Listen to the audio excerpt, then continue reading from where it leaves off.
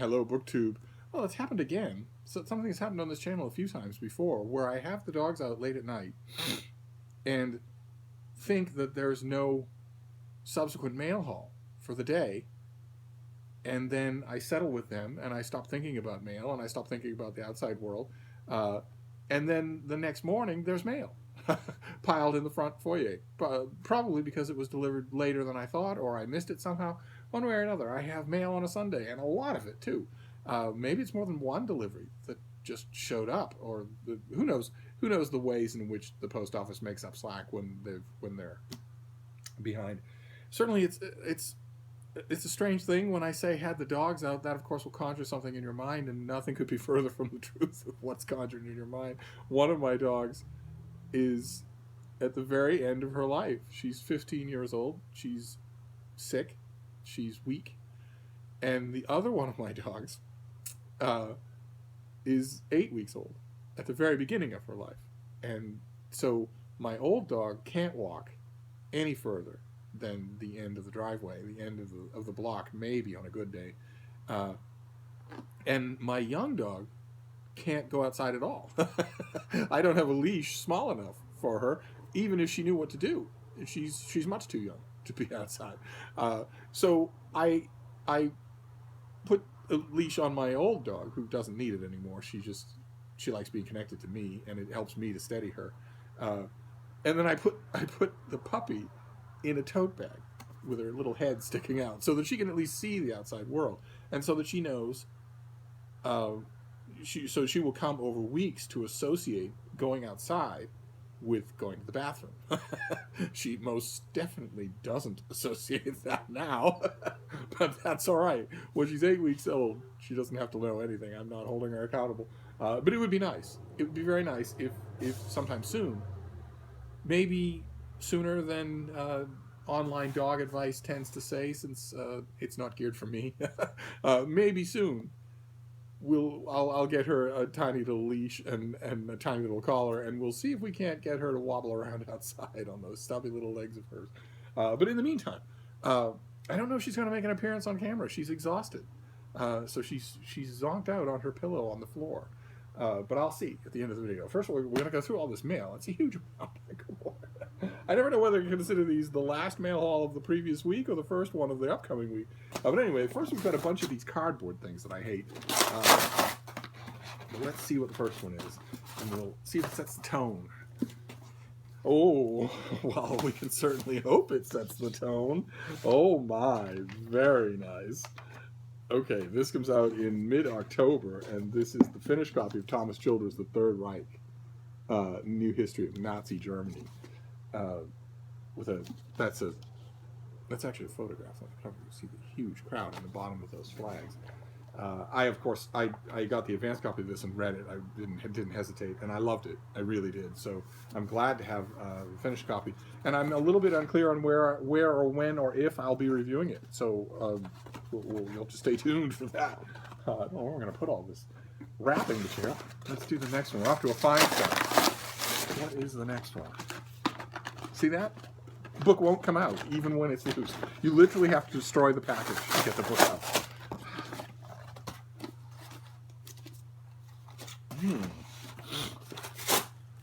Okay, this is not something I requested. This is also a finished copy. I bet this is also October. Yeah, October. This is Ballad of the Anarchist Bandits, The Crime Spree That Gripped Belle Epoque Paris by John Merriman. I don't know what that is. It's got all sorts of material in here. For 6 terrifying months in 1911 and 1912, the citizens of Paris were gripped by a violent crime streak. A group of bandits went on a rampage throughout the city and its suburbs, robbing banks and wealthy Parisians, killing anyone who got in their way, and always managing to stay one step ahead of the police. Huh. But they weren't just ordinary criminals, they were anarchists, motivated by the rampant inequality of poverty in Paris. Oh, so this is, interesting. So let's see what this author does. Does he consult all the first... He does? Look at that. Oh my. Okay, this is groundbreaking work in English then. He consults all of the the French periodicals of the day. That's great. And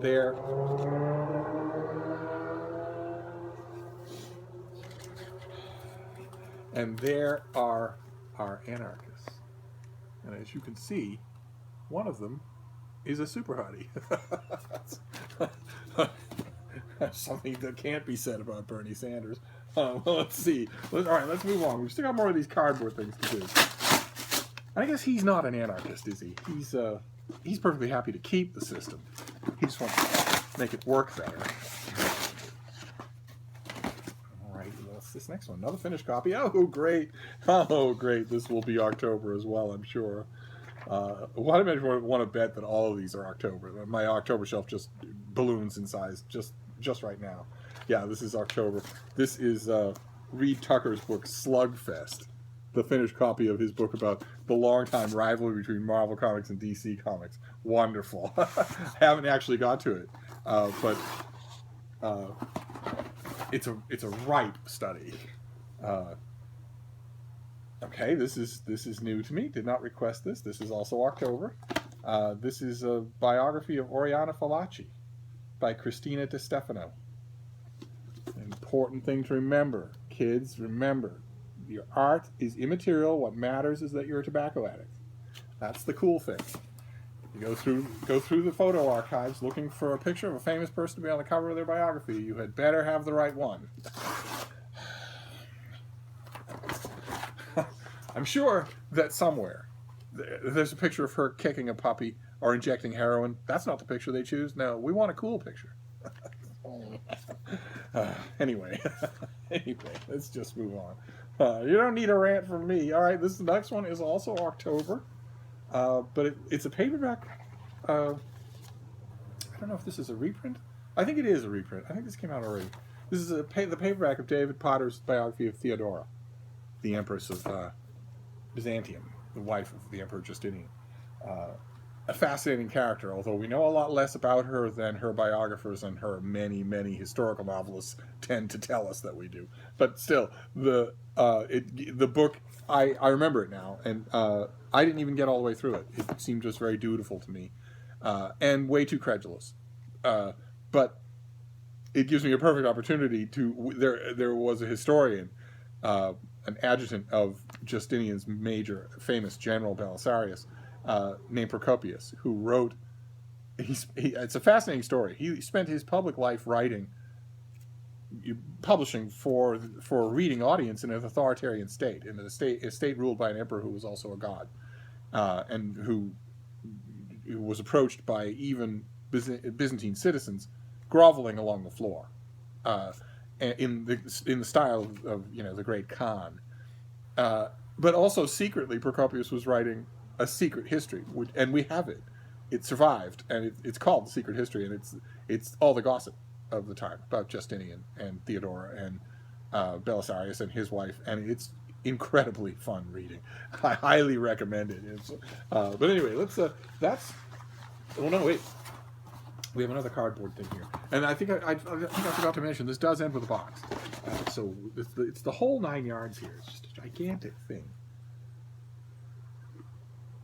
Okay, this is from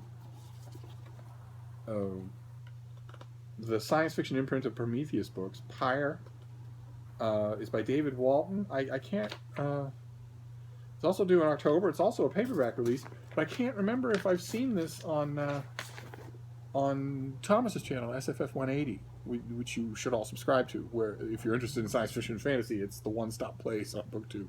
But he gets everything. He gets all the science fiction fantasy that I don't get.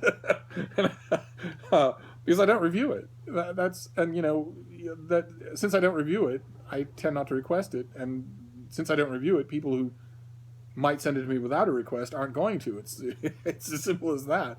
A publicist for Pyre or Tor or whatever would be crazy not to send their book to Thomas, but it'd be a long shot to send it to me, and I fully admit that. So it's always nice when I get one. But I don't recall seeing this on his channel. Maybe I missed it. It's called The Genius Plague.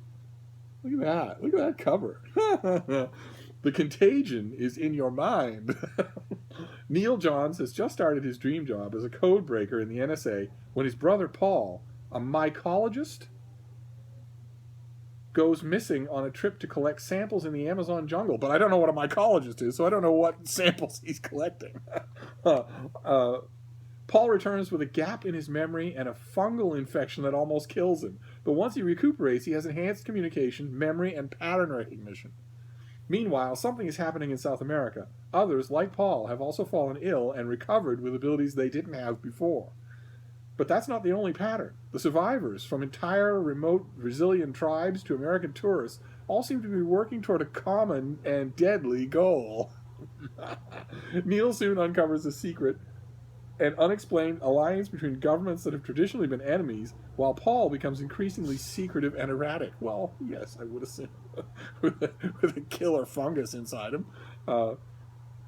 Interesting. Okay, so some of you might know what's the author's name? I'm so terrible with author names. Is it Scott Spencer? He did A Simple Plan, but he also did a great science fiction thriller called The Ruins that was made into a very effective movie, but the book's even better, about an old South American ruin that's covered in vegetation, and it turns out the vegetation is sentient and predatory and likes to infect people, which is why the native inhabitants that live all around the ruins routinely and regularly kill anyone who stumbles upon them because they don't want that getting out. They don't want that kind of plant, that killer plant growth, reaching any outside the sphere of the ruins themselves. And the climax of the movie, of course, is that happens. And this sounds almost like a sequel, or maybe another version of it. Very nice, very nice. Okay. I think that's it for cardboard packages, and that by the way definitely counts as another recommendation. I very much recommend The Ruins. It's a very good book. All right, so let's move on here. We'll do some. What is this? It's big, whatever it is. Oh my. Okay, did not request this. This comes out in January. That's a relief from my October pile, and it's a gigantic novel by Will Self called Phone. That's by far the biggest thing he's ever written, isn't it?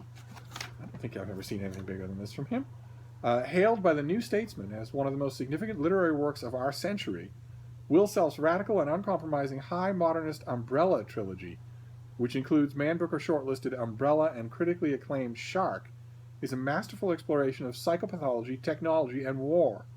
Across a canvas spanning World War I to the Iraq War, the trilogy draws readers through a kaleidoscopic survey of the ways we have come to be constrained by the technologies that once promised to free us. The final novel in the series, Phone, is a tale of love, death, and madness set in contemporary London and Iraq, animated by Self's formidable command of language and laced with his trademark dark humor and acidic wit. Oh no. I don't think I know that I didn't read Umbrella. I think I read Shark and it went in one ear and out the other, and I don't have either one of them. Oh no. Oh my! All right. Well, there's time. There's time. I will get them from the publicist, so because I don't know how reliant this is going to be on that. Boy, though, I get a nice vibe from it. I really do. Okay, fantastic. Will Self, a gigantic novel by Will Self. I tell you, I can never tell what's coming. Let's forge on here. What's the? Oh, very nice. Okay. Very nice. This is October. Yes, this is October. This is the finished copy of Mark Halperin's book, Paris in the Present Tense, his latest novel, Paris in the Present Tense, in which he takes an older main character, a settled man, an accomplished man and a settled man, and just completely upends his life. Just throws him one radical curveball after another. Puts him, all of a sudden, just takes away the ease and puts him at a time in his life, late in his life when he's expecting no sharp turns or curveballs. Halperin puts him through the ringer, and it's a really nice, it's a really good meditation on the complacency of age, on the mental nimbleness to deal with the unexpected, and also with a lot of contemporary Parisian history. I loved it. I thought it was absolutely fantastic. And I also interviewed him for Open Letters Monthly. If I remember, I'll put the link down below. It was a really good interview that had as its only flaw just the kind of flaw that you want an interview to have, which is that it was so fascinating that it was hard to get it into word length. He's, to put it mildly, every bit as interesting in person as he is reflected in his novels. But let's see here. Let's move on. What's this next one? Okay, I didn't request this. This is also an October release. It seems fascinating. This is called What the Victorians Made of Romanticism. This is by Tom Moll.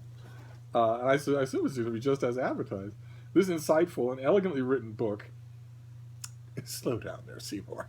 I'll quite literally be the judge of that. Examines how the popular media of the Victorian era sustained and transformed the reputation of romantic writers.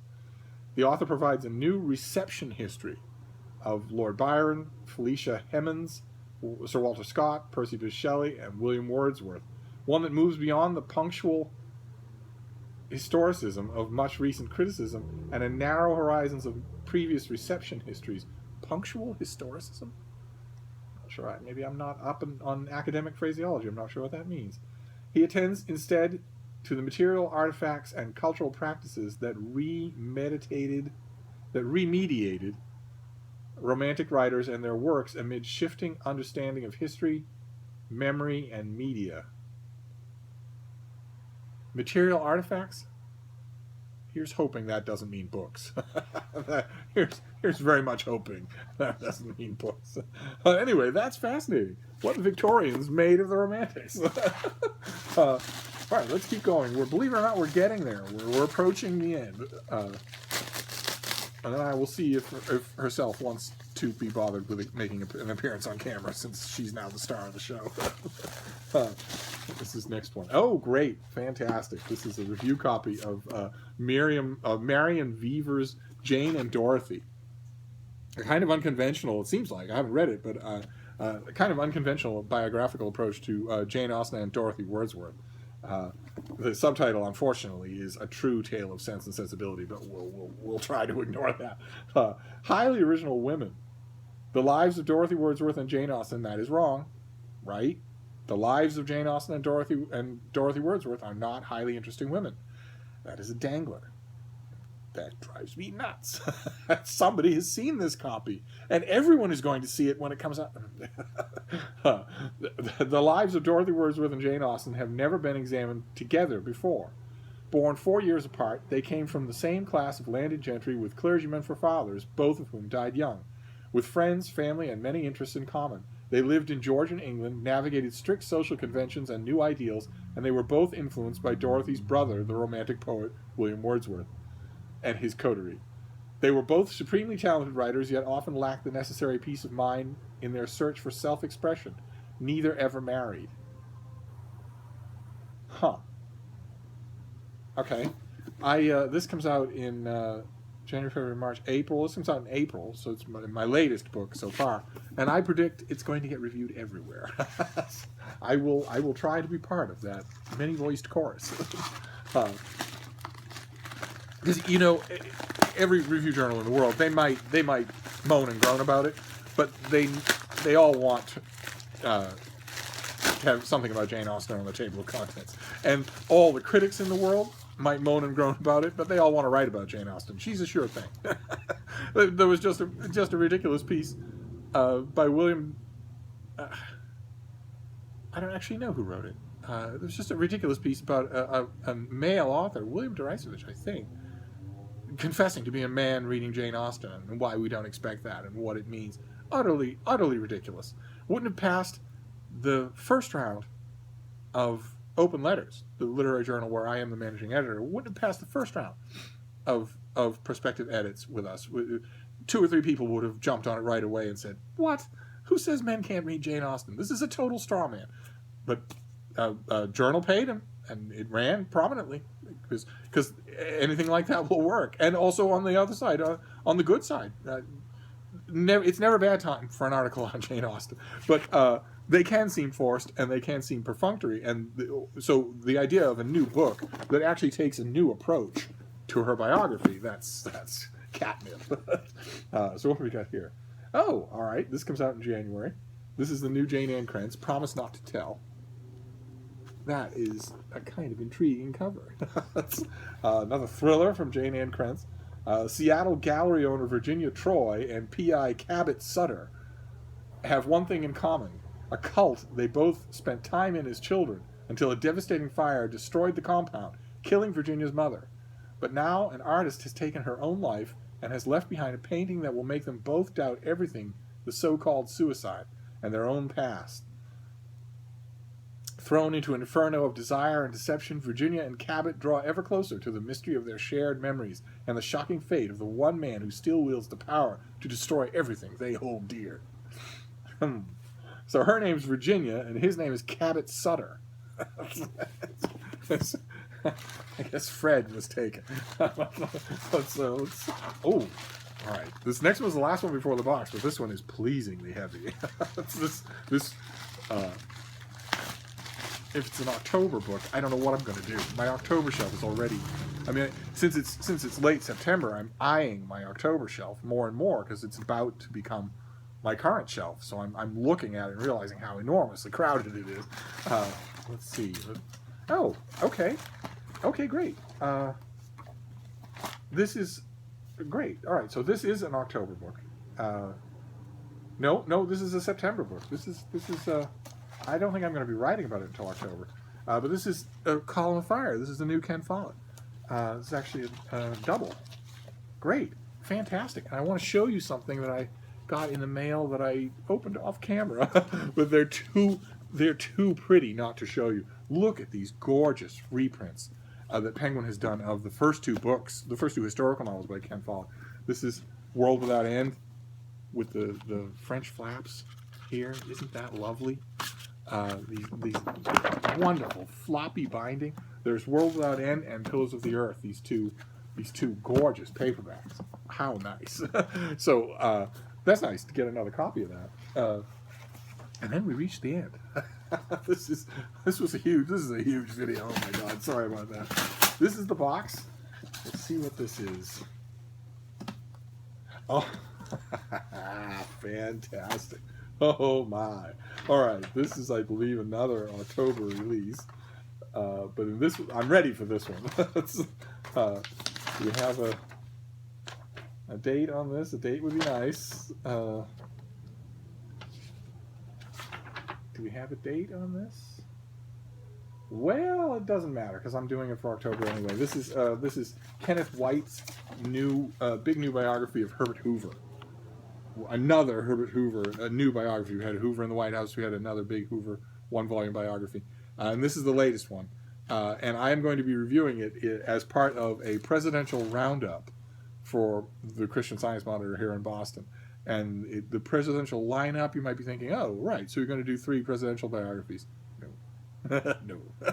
I'm going to do the mightiest presidential roundup that anyone's ever done in 1,000 words. I believe I'm now up to 8 presidents. And I'm going to do each one of them justice without exceeding my word count. Mark my words. Feel free to subscribe to the Monitor so that you can see it happen in real time. I have... who do I have? John Adams and Thomas Jefferson are part of a new book, a book about their friendship and rivalry and then the return of their friendship. There's James Madison, the subject of a gigantic new book. Hello, girl. There's... I'm doing every upcoming presidential biography except Ron Chernow's Grant biography. I'm doing all the others. The gigantic one on FDR, this one on Hoover, there's one on George H.W. Bush. I'm not doing the Ron Chernow Grant, but I am doing that annotated version of Grant's memoirs. And who else? Oh, of course, William McKinley. William McKinley is getting a gigantic new biography, and it's fantastic. So, oh, and running catch up behind, forgotten as usual in the roundup as he was in life, Chester A. Arthur. I can't wait. I can't wait. I love a challenge.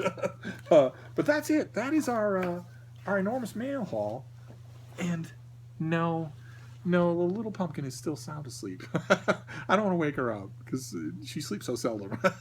uh, but I will be sure to get her in front of the camera soon, and for a nice good stare. She's awake plenty of times. But in the meantime, this video has gone on way too long. I'm just gonna pack all these things up. There are too many of them. They're all hardcovers, so I'm not gonna do a pyramid. I'm just gonna wrap things up for now. But I will see you soon, book 2. Thank you.